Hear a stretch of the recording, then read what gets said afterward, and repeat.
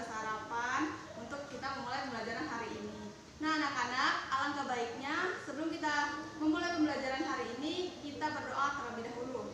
Ibu yang akan pimpin ya. Ayo kita sama-sama berdoa menurut kepercayaan kita masing-masing. Berdoa mulai. Berdoa selesai.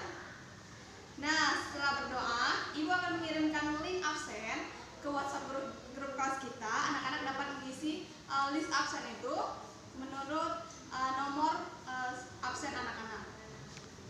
Nah sebelum kita mulai pembelajaran, kita biar lebih semangat, kita tepuk semangat dulu ya. Ikutin Ibu. Ibu akan contohkan dulu ya. Tepuk semangat. Semangat. Semangat. Sudah bisa? Ya, kita sama-sama ya sekarang. 1, 2, 3. Tepuk semangat. Semangat. Semangat. Oke. Nah, anak-anak sudah semangat? Iya. Sekarang anak-anak dapat menyiapkan alat tulisnya. Buku tulis, buku cetaknya siapkan, pensil, penanya disiapkan ya. Biar pembelajaran kita hari ini bisa lebih fokus. Nah, sebelum kita sudah masuk pembelajaran tema 2, subtema 3. Minggu kemarin kita belajar tentang faktor-faktor penyebab gangguan pernapasan. Di situ ada faktor apa aja? Kita belajar kemarin. Iya, ada faktor fisik, faktor kesehatan, terus faktor lingkungan. Hari ini kita masuk tema baru.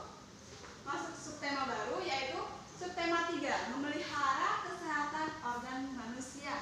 Tujuan pembelajaran kita hari ini supaya anak-anak dapat mengetahui aspek-aspek apa saja yang ada di dalam teks cerita, seperti apa, mengapa, kenapa, terus bagaimana. Terus juga supaya anak-anak dapat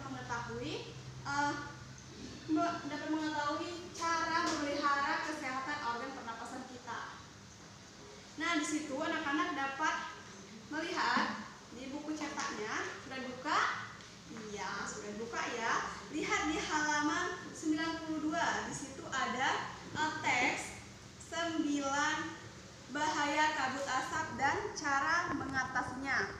Nah, kita baca sama-sama dulu ya.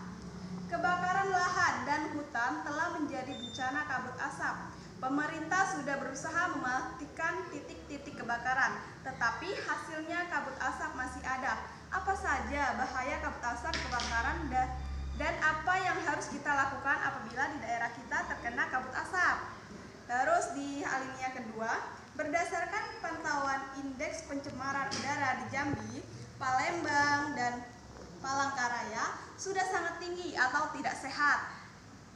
Tidak sehat karena asap kebakaran hutan dan lahan menyebabkan debu atau partikel halus hasil kebakaran seperti jelaga. Saking halusnya, partikel ini akan masuk dengan mudahnya ke organ pernapasan kita.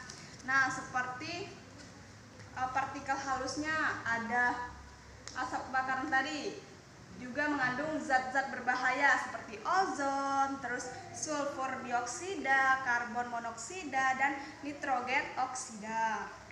Nah, kabut asap ini dapat mengganggu kesehatan semua orang, seperti anak-anak, terus balita. Nah, kabut asap adalah bencana yang bisa mengancam jiwa dan dapat menyebabkan kematian. Terus di sini ada apa saja bahaya kabut asap? Ada yang pertama, kabut asap dapat menyebabkan iritasi pada mata, hidung, dan tenggorokan. Terus kabut asap dapat menyebabkan reaksi alergi, peradangan, dan mungkin juga infeksi. Kabut asap dapat memperburuk penyakit asma dan penyakit paru kronis seperti bronkitis kronis. Terus kabut asap dapat menyebabkan kemampuan kerja paru-paru yang berkurang. Nah, di halaman selanjutnya di sini ada anak-anak dapat membuat pertanyaan dan jawaban seperti apa. Di sini ada contohnya ya. Apa penyebab kabut asap? Terus dijawab. Penyebab kabut asap adalah kebakaran hutan ya. Sudah bisa, di sini juga ada siapa, di mana, bagaimana, dan anak-anak dapat mengisinya pertanyaan dan jawaban dari pertanyaan yang anak-anak buat. Nah, di halaman selanjutnya, di situ ada cara memelihara organ pernapasan. Cara memelihara organ pernapasan ya. Di sini bukunya organ pernapasan pada manusia. Anak-anak bisa lihat. Di sini ya ada gambar kita sebagai kita manusia. Di sini ada rongga hidung, terus ada laring, ada trakea, bronkus, paru-paru. Nah, di sini di baliknya ada hidung.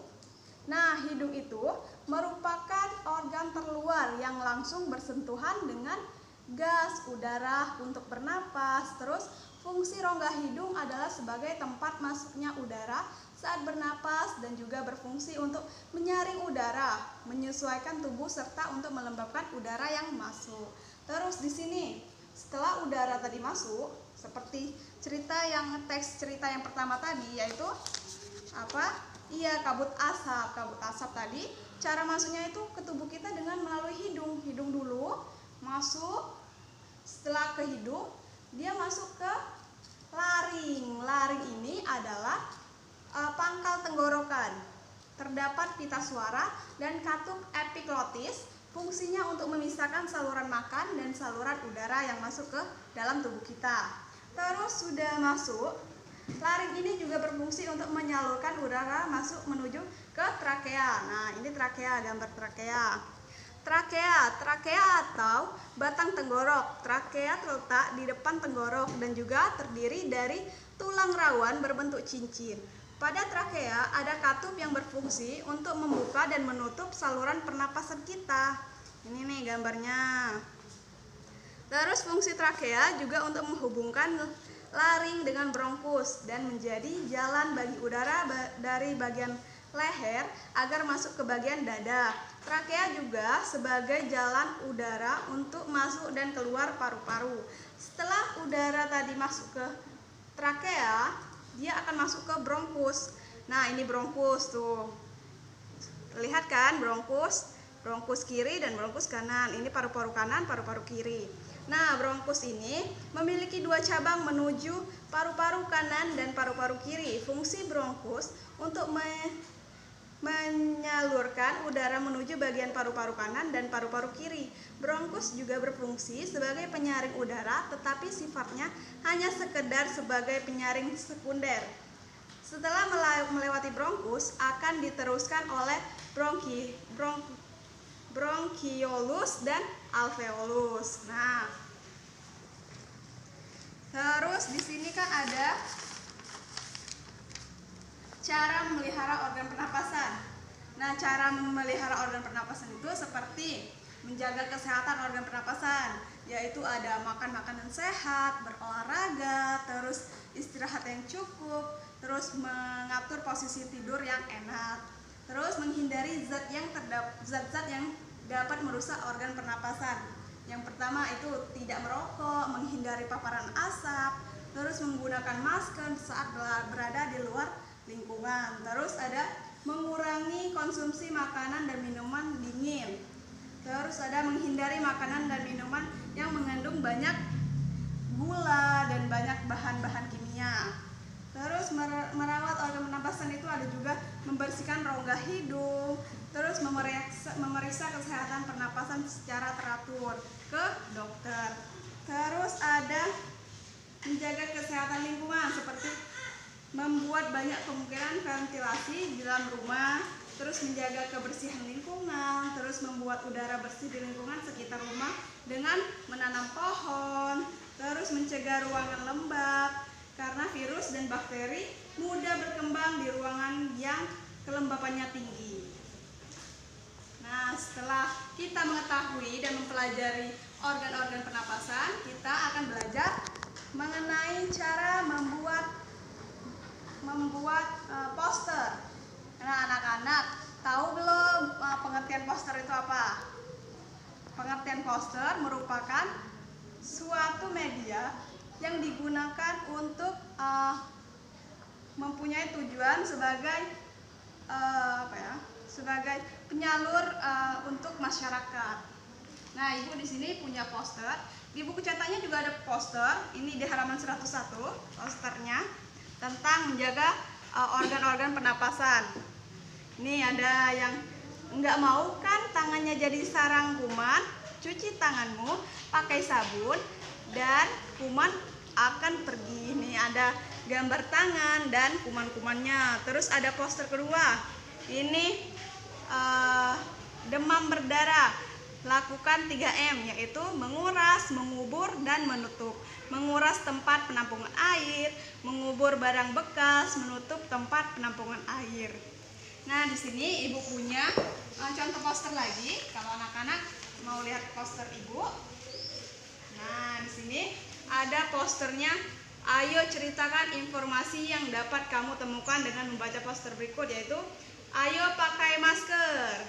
Gunakan masker saat berada di luar rumah untuk menjaga tubuh dan dari penyakit COVID-19. Nah, menceritakan kembali cerita bergambar ya. Ini merupakan fungsi-fungsi poster. Poster itu kan merupakan cerita dan gambar yang dipadukan menjadi satu. Terus ini ada contoh poster juga, cara menjaga kesehatan organ pernapasan, menggunakan masker ya, tadi memakan makanan bergizi. Nah, baiklah. Sebelum Ibu menutup pembelajaran, jadi kesimpulan pembelajaran kita hari ini mengenai memelihara kesehatan organ pernapasan seperti tadi dari kabut asap. Kabut asap tadi merupakan terbuat dari penebangan dan pembakaran hutan secara liar. Terus anak-anak sudah melihat tadi ada organ-organ pernapasan pada manusia, ada hidung, terus ada laring, terus ada trakea, ada bronkus dan paru-paru. Terus tadi anak-anak juga sudah mempelajari juga membuat poster. Nah, ada poster ya. Sudah tahu kan poster, terus cara-cara memelihara organ kesehatan pernapasan manusia. Nah, baiklah. Sebelum Ibu menutup pembelajaran hari ini, alangkah baiknya kita berdoa terlebih dahulu. Ibu yang akan pimpin ya. Ayo kita berdoa menurut kepercayaan kita masing-masing. Berdoa mulai. Berdoa selesai. Nah, anak-anak, sampai di sini dulu pembelajaran kita. Minggu depan kita masuk ke tema baru. Ibu akhiri, wassalamualaikum.